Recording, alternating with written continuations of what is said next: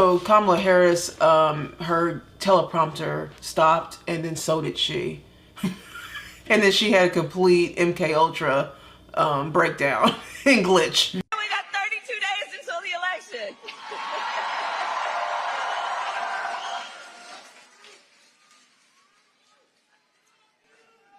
So 32 days. 32 days. Okay, we got some business to do. We got some business to do. All right.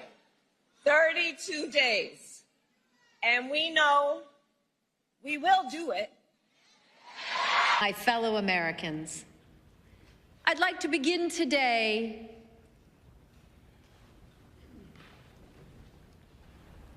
whatever we have in store cannot be known. But given time, it can be understood. The past was once the future. The future is, I should say, unknown. You know, like every time I say that Kamala's scripted, I'm being flip. And maybe not always that literal, but now I'm literal with this because she needs to have a script just to speak. She says the same things everywhere, so you think at this point she doesn't even need it. Right. I mean, imagine going from, from one of these, going to one of these rallies after rally after rally after city, and you still need a teleprompter to say the exact same thing that you not only say on these rallies, but you say when you get interviewed. Yeah. It's the same stuff. So even though it threw her off, at this point, you don't really need the prompter to say what you've been saying 1,000 times. But she does. But that's crazy. But she does. And that speaks volumes. Someone, I forgot who said this. It was an entertainer. They said, there are two type of people with teleprompters. There's the one who need to read it like verbatim. They have to have every word written down. They're going to read it exactly as they see it. And there's other teleprompter people who are the better ones. And those are the ones who just need bullet points to keep on track with the flow of conversation and to keep on time, the timing, right? And they don't necessarily need the teleprompter. This reminds me of Trump because they have to have bullet points. Okay, I'm here now. Okay, we move on. So, but Trump handled his much differently than Kamala. I think there's never been anything as important. There's never been anything like it. And by the way, I want to tell you a funny story. Can I tell you one story before we leave? The teleprompter just went out. Just went out. I'm standing here, and I do most of it without the teleprompter. Isn't it nice to have somebody that doesn't need a teleprompter?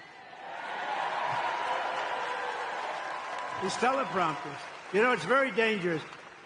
You got to be careful. Teleprompters will often go out.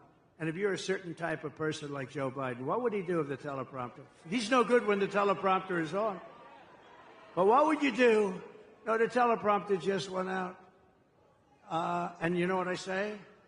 Usually I don't talk about it. Just keep going. Just keep going. You saw it. But it's also because even Trump, the whole reason he said the teleprompter went off is because it went off. Now, I can understand if it goes off and it throws you off. Yeah. Especially if you're in the midst of talking and then all of a sudden it goes off and you're like, whoa.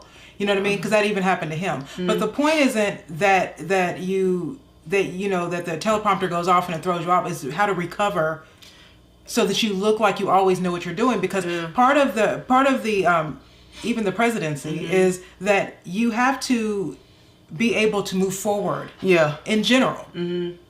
When you're when tragedy comes, or you get struck with something uncomfortable or something, no matter what it is, you still have to move forward. And she just didn't. She just stood there looking at the audience like a deer in the headlights. And Trump had the presence of mind to at least do some stand up, make a joke. Yeah. If she had just been doing numerous interviews, just a plethora of podcasts, and just talking to the press off the whim like Trump and Vance have been doing for months, just talking.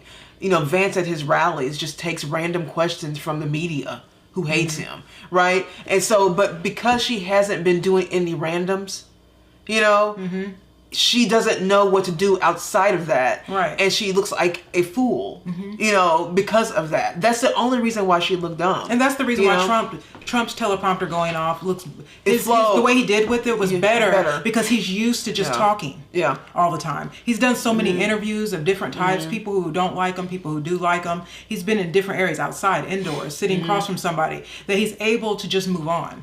She's and to move on. robotic. With her, Yeah. there is nothing there unless someone's in her ear, Right. or telling her on a piece of paper. Yeah. And I know that sounds very small, but in a real way, she doesn't know how to deal with uncomfortable things. Like, she just kind of at this point loses track. I know her speech better than her at this point. Right. I know what she's going to say.